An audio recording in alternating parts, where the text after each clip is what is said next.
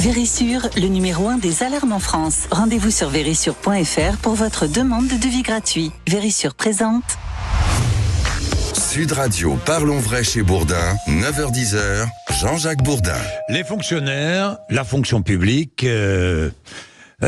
dans le tourbillon d'un mouvement de mobilisation qui pourrait être très suivi. Pourquoi ? Parce que ça touche l'essentiel, la rémunération, évidemment, de la fonction publique. Alors aujourd'hui, il y a un appel à la grève. Parfois, j'ai vu que dans certains départements, la grève serait poursuivie les jours suivants. Pour parler de l'augmentation, oui ou non, des fonctionnaires, eh bien, nous avons deux invités. Céline Verzelletti, qui est secrétaire confédérale de la CGT, co-secrétaire générale de l'Union fédérale des syndicats de l'État. Bonjour. Bonjour. Merci d'être avec nous. Et Daniel Labaronne, qui est député Renaissance d'Indre-et-Loire. Bonjour. Bonjour. Merci. Vous êtes là tous les deux. Alors, j'ai écouté à la fois la secrétaire générale de la CFDT et la secrétaire générale de la CGT, qui toutes deux disent et réclament de vraies négociations salariales. De vraies négociations, ça veut dire quoi, Céline Verzelletti ? Eh bien, tout simplement, ça veut dire de vraies négociations, ça veut dire qu'il faut se mettre autour de la table et discuter, échanger, éventuellement partager un diagnostic, ça déjà c'est pas gagné. Et ensuite, bien évidemment, c'est de discuter de la nécessité justement de revaloriser les rémunérations, comme vous l'avez dit, de l'ensemble des agents de la fonction publique. Il faut quand même savoir. Les trois fonctions publiques. Oui, les trois fonctions publiques. Donc, État, collectivité territoriale et santé. Il faut savoir qu'on a un préavis de grève donc déposé pour la mobilisation et que normalement, le droit dit que un préavis sert justement et oblige les employeurs et donc les organisations syndicales à se mettre autour d'une table pour négocier. Ça veut dire que si avant ce soir vous n'avez pas de réponse, vous continuez la grève?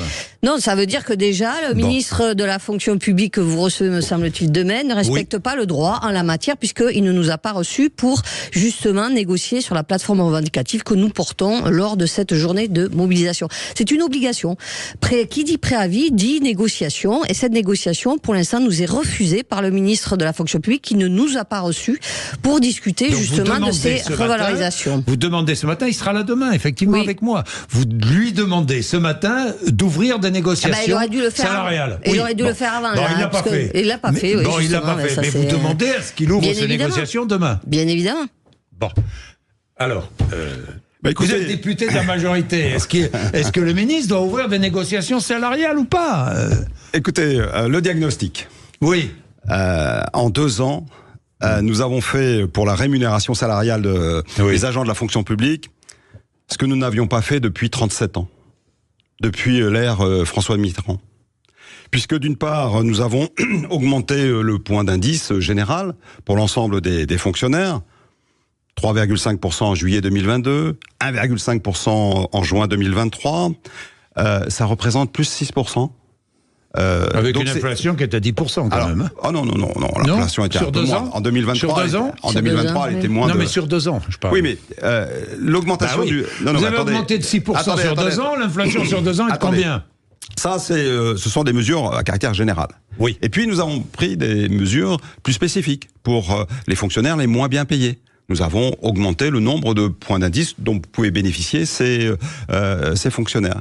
Et puis, nous avons mis en place la prime Macron, également pour les fonctionnaires les moins bien payés. Ça peut aller jusqu'à 800 € de prime Macron. Tous ne l'ont pas reçu. Depuis 2022, donc 2022-2023, c'est 14 milliards d'euros consacrés à la revalorisation salariale des fonctionnaires. Donc, c'est un effort considérable, mais c'est un effort juste et légitime. Parce que les fonctionnaires, les 3 catégories de la fonction publique, font un travail tout à fait remarquable, servent l'intérêt général. Et il est normal que la communauté nationale les remercie et les gratifie pour le travail qu'ils effectuent. Ce que je veux dire quand même... Pas de négociation. Vous n'allez pas répondre à la place du ministre, j'imagine. Mais quand même, vous n'êtes pas favorable à l'ouverture de négociations sur les traitements, sur les salaires. Je connais bien Stanislas Guerini, c'est un homme de dialogue, un homme de concertation. Il l'a prouvé à maintes reprises. Donc j'imagine qu'il va sans doute rencontrer les organisations syndicales et qu'il va discuter avec celles-ci. Mais faisons le diagnostic que depuis 2022, nous avons augmenter de manière tout à fait significative la rémunération salariale des fonctionnaires. C'est vrai que c'est beaucoup. 14 milliards, si on rapporte ça donc à 5,7 millions d'agents et d'agents de la fonction publique, 14 milliards, oui, ça fait beaucoup, mais en même temps, vous l'avez dit, quand vous dites, en plus vous dites il faut remercier les fonctionnaires, mais c'est surtout qu'il faut les rémunérer. Enfin, je veux dire, tout travail mérite rémunération quand même. Donc ça, je pense qu'on est quand même d'accord. C'est pas une question de remerciement. C'est-à-dire que nous, on fournit. C'est le remerciement de la nation à l'égard de ces gens qui travaillent pour la communauté nationale. Oui, mais nous, on demande à être rémunérés de manière très juste. C'est-à-dire, d'une part, que ça soit à hauteur de nos qualifications, ce qui n'est plus le cas aujourd'hui. Je donnerai des exemples si vous voulez. Et surtout aussi, que notre pouvoir d'achat puisse être préservé, comme vous l'avez dit, notamment au regard des années d'inflation qu'on a pu subir là depuis au moins 2021-2022. Vous l'avez dit, il y a eu enfin le dégel de la valeur du point d'indice à partir de 2022, parce qu'en effet, il y a eu une telle inflation que ce n'était plus supportable, alors même qu'on a quand même un décrochage des salaires des fonctionnaires par rapport au coût de la vie depuis au moins 2010, et aussi par rapport au salaire du privé. Donc, enfin, je veux dire, à un moment donné, soit on accepte, en tout cas nous on l'acceptera pas, d'avoir un pouvoir d'achat qui ne cesse de se dégrader, alors même qu'on a quand même, on fait face à des besoins de plus en plus importants de la population, et c'est bien normal qu'on puisse y répondre, parce que c'est ça aussi la fonction publique et les services publics, c'est pour répondre aux besoins de la population. Et nous on tient à le faire correctement. Et pour le faire correctement, il faut que notre qualification soit reconnue d'une part, et ensuite qu'on soit suffisamment nombreux et nombreuses d'ailleurs pour faire face à tous les besoins. Et aujourd'hui, ce n'est absolument pas le cas non plus, parce qu'il y a aussi les problèmes de coupes budgétaires que nous contestons aussi d'ailleurs. Daniel, vous répondez, Daniel Labaronne. J'ai dit qu'il y avait eu des mesures tout à fait significatives de revalorisation salariale, qui n'avaient pas été prises depuis. Parce qu'on peut prendre les chiffres comme ça, des milliards, bien sûr, mais il y a eu des mesures complémentaires également mises en œuvre en faveur du pouvoir d'achat. Par exemple, la reconduction de la garantie individuelle de pouvoir d'achat. Oui, mais par exemple, la prise en charge d'une partie de la complémentaire santé. Nous, on ne dit pas qu'il n'y a rien eu en 2022-2023. Attendez. Laissez-le finir. Vous nous parlez du pouvoir d'achat. Moi, je vous dis qu'il y a eu des mesures qui ont été prises. Oui, mais qui ne sont pas suffisantes pour préserver le pouvoir d'achat des agents. J'aimerais pouvoir les rappeler pour que les auditeurs soient informés. Prise en charge de garantie individuelle de pouvoir d'achat, prise en charge de la complémentaire santé, prise en charge des frais de transport qui ont été revalorisés, ces montants, prise en charge des frais de restauration qui ont été revalorisés, prise en charge des frais de mission qui ont été revalorisés. Donc vous ne pouvez pas dire que le gouvernement, que je soutiens, n'a pas pris des mesures significatives pas pour 2024, à la fois du point de vue de la rémunération salariale et du point de vue de mesures complémentaires qui soutiennent le pouvoir d'achat. Je viens d'énumérer un certain nombre d'éléments qui prouvent qu'il y a eu des revalorisations tout à fait significatives. Par contre, ce que je dis, et ça vous pouvez pas dire l'inverse non plus, c'est qu'aujourd'hui le pouvoir d'achat des fonctionnaires est en baisse, parce que justement il n'est pas préservé, parce qu'il n'y a pas suffisamment d'une part de revalorisation générale des salaires. Et pourquoi nous sommes en mobilisation aujourd'hui? Parce que Monsieur Guérini nous dit que pour 2024, puisque là vous annoncez des mesures qui ont été donc effectives pour 2022 et 2023, pour 2024, qu'est-ce qu'on nous dit? On nous dit il n'y aura aucune revalorisation générale des rémunérations, alors même que 2024 est toujours une année où il y a une inflation, même si elle est moindre, les prix continuent à augmenter. C'est votre revendication première, c'est-à-dire que vous voulez une revalorisation. Chaque année, il doit y avoir des revalorisations. Alors, revalorisation du point d'indice, c'est ce que vous voulez ? Du point d'indice, ça c'est une première chose, parce que c'est vrai que c'est l'élément qui permet de préserver le pouvoir d'achat. Mais ça a été fait, mais ça va continuer à être fait en 2024 ou pas? Ben non, justement, il ne va pas y avoir d'année blanche en 2024. C'est pas ce que nous dit Monsieur Guérini, alors là je suis contente d'apprendre qu'il y aurait des revalorisations, parce que pour l'instant, M. Guérini nous dit l'inverse. Je veux rappeler qu'entre le 1er janvier 2023 et le 1er janvier 2024, la masse salariale a augmenté de plus 6% dans la fonction publique. Donc l'inflation n'était pas à 10% l'année dernière, en 2023. Mais vous ne pouvez pas prendre des chiffres comme ça. La masse salariale, ce n'est pas les revalorisations des rémunérations. C'est les recrutements. Mais non, ça ne compte. Non, je suis désolée. La masse salariale, ça comprend aussi les recrutements qui ont un coût. Ça comprend, parce que c'est ça aussi. On a recruté 60 000 fonctionnaires de plus. 63 000. 63 000 de plus en 2023. Mais il y a 70 000 postes vacants. Oui, ben oui, ça c'est un problème. Exactement. Donc ça serait. Oui, et pourquoi il y a un problème d'attractivité? Il y a un problème. Alors, est-ce qu'on peut parler d'un chiffre, par exemple, qui est très intéressant? Je trouve, c'est le chiffre de l'INSEE qui dit que entre 2011 et 2021, l'évolution des rémunérations des agents de la fonction publique évolue 2 fois moins que les salaires des salariés du privé. Donc ça montre quelque chose quand même. C'est que les salaires du public augmentent 2 fois moins sur 10 ans que les salaires du privé. Alors même que le gouvernement c'est pour ça que nous avons mis 14 milliards sur la table. Oui, mais ça ne suffit pas. La preuve. Donc, mais non, ça déclare. Je vous coupe parce qu'il faut que je fasse une petite page de pub, mais on se retrouve dans 2-3 minutes. Ne vous inquiétez pas, à tout de suite. Vérissure, le numéro 1 des alarmes en France. Rendez-vous sur vérissure.fr pour votre demande de devis gratuit. Vérissure présente. Sud Radio, parlons vrai chez Bourdin, 9h-10h, Jean-Jacques Bourdin. Il y a un problème d'attractivité du métier. Ça veut dire quoi? Ça veut dire que de plus en plus de nombreux jeunes n'ont pas envie d'entrer dans la fonction publique. Ça, vous avez fait le même constat. Ah oui, tout à fait. Il y a un problème d'attractivité du métier. Bon. Et pour rendre un métier attractif, eh bien, il faut bien payer. Ceux qui veulent faire ce métier, entrer dans la fonction publique, bien les payer, peut-être mieux les payer, peut-être assouplir le fonctionnement de la fonction publique, avec une rémunération un peu plus au mérite, avec peut-être une remise en cause des catégories, parce que ça paraît un peu figé tout cela, et puis l'emploi à vie. Poser la question de l'emploi à vie aussi. Est-ce qu'il faut une vaste réforme de la fonction publique? Céline Verzelletti. Eh bien, moi je pense que ce qu'il faut, c'est d'une part, ce que je disais tout à l'heure, reconnaître vraiment les qualifications des différents agents de la fonction publique. Et il y a différentes catégories, mais les catégories, ça correspond à des qualifications. C'est pas juste comme ça. C'est-à-dire, vous avez la catégorie C, B et A. C'est des concours de recrutement qui ont des niveaux de qualification différents. C'est-à-dire que catégorie C, vous pouvez passer le concours parce que vous avez tel diplôme. Est-ce qu'on n'est pas catégorie figé B, dans sa carrière professionnelle? On n'est pas figé avec ce système? Non, justement, puisqu'il y a un déroulé de carrière qui est prévu en fonction des qualifications et en fonction de l'ancienneté. Nous, on trouve ça très bien. Hormis qu'aujourd'hui, justement, il y a un problème donc de non-évolution de la rémunération parce que justement le gouvernement refuse d'investir dans la fonction publique parce qu'à chaque fois pour le gouvernement ça coûte toujours trop cher. Trop cher. Donc ça c'est un vrai problème. Toutes les catégories C, B, A. Oui, tout à fait, bien évidemment, puisque vous avez un point d'indice n'est privilégié.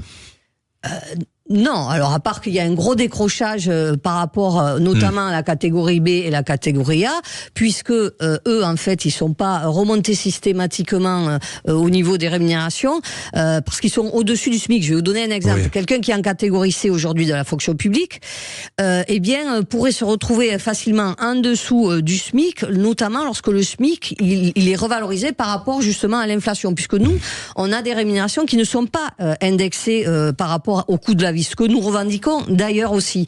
Donc, les dernières années où il y a eu des revalorisations du SMIC parce que justement il y avait de fortes inflations, eh bien, les bas salaires dans la fonction publique ne suivaient pas. Il y a vraiment un décrochage entre les salaires de la fonction publique, le coût de la vie et aussi par rapport aux salaires du privé, comme je le disais tout à l'heure, puisqu'ils augmentent beaucoup plus que dans le public. Donc, il y a un problème de rémunération, mais pas que. Parce que, vous l'avez dit aussi, donc il y a des jeunes qui ne passent pas les concours de la fonction publique parce que ce n'est pas des métiers attrayants notamment par rapport à la rémunération, mais pas que. Il y a aussi des conditions de travail qui se dégradent parce qu'il n'y a pas suffisamment d'effectifs, parce que là c'est pareil, on nous explique que recruter des fonctionnaires c'est beaucoup trop cher. À part qu'il y a 70 000 aujourd'hui des agents qui démissionnent. Vous avez ceux qui ne passent pas les concours, mais vous avez aussi ceux qui démissionnent aujourd'hui et qui sont en poste parce que ils en ont marre d'avoir des conditions de travail complètement détériorées et qui vont travailler dans le privé. Et ça, c'est un problème aussi. Et ça se voit notamment dans les métiers de la santé. Alors que nous avons besoin d'aides-soignantes, nous avons besoin d'infirmières, nous avons besoin de professionnels de la santé. Et ils fuient, ils partent parce qu'ils n'en peuvent plus. Il faut voir dans quelles conditions ils travaillent.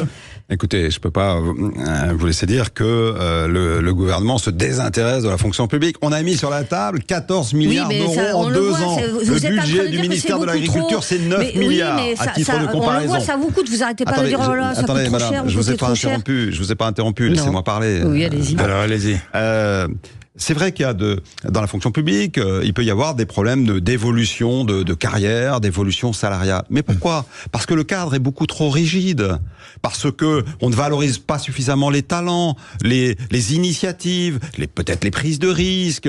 On ne laisse pas justement à ces jeunes leur capacité d'apporter leur savoir-faire, leur talent. Donc, il faut peut-être qu'on envisage la fonction publique et le déroulement d'une carrière avec un autre modèle. Parce que vous parlez du secteur privé qui recrute et qui paye bien, mais dans le secteur privé, il y a des perspectives d'évolution de carrière. Or, nous avons une fonction publique qui est beaucoup trop rigide, beaucoup trop cadenassée. Par conséquent, le projet du ministre Stanislas Guerini, c'est de dire prenons en compte les compétences, les talents, faisons en sorte qu'il y ait des parts variables, peut-être dans la rémunération des fonctionnaires. C'est le cas des hauts fonctionnaires. 25% de leur rémunération est assise sur une part variable, parce que on va vérifier que les objectifs sont bien atteints, que les hauts fonctionnaires mettent en place des dispositifs innovants qui répondent à la demande de nos concitoyens.